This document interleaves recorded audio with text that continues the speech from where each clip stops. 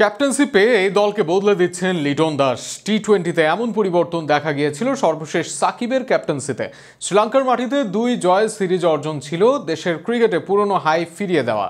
এবার ঘরের মাঠেও আরও এক সিরিজ জয় লিটনের দলের। লিটনের ক্যাপ্টেন্সিতে টাইগারদের সুদিন ফেরা নিয়ে বিস্তারিত থাকছে প্রতিবেদনে। আপনাকেই বলছি, ইন্স্যুরেন্স করলে সিটিতে সুরক্ষা পাবেন নিশ্চিত।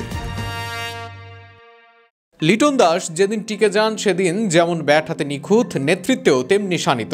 শ্রীলঙ্কার মাটিতে 3 ম্যাচের সিরিজের শেষ 2টি ম্যাচ জিতে দলকে সিরিজ জয়ের আনন্দ দিয়েছিলেন। এবার ঘরের মাঠে পাকিস্তানের বিপক্ষে টানা 2 ম্যাচে জয় তুলে নিয়ে সিরিজ নিশ্চিত করলেন তিনি। সব মিলিয়ে অধিনায়ক লিটনের অধীনে বাংলাদেশ দল পেয়েছে টানা 4টি টি-20 জয়, যা নিঃসন্দেহে তার নেতৃত্ব গুণের বড় প্রমাণ। লিটনের ক্যাপ্টেন্সির সবচেয়ে বড় দিক ছিল তার বোলার ব্যবহারের কৌশল।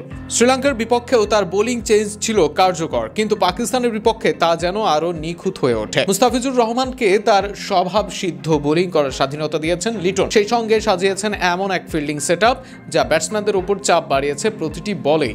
পাকিস্তানের ব্যাটাররা কোনোভাবে মুস্তাফিজকে চার্জ করতে পারেননি, যার কৃতিত্বের বড় অংশই লিটনের দূরদর্শিতার পরিকল্পনা। তাছাড়া পার্ট টাইমার শামীম হোসেনকে এনে সঠিক সময় বোলিং করিয়ে দিয়েছেন রান চাপ।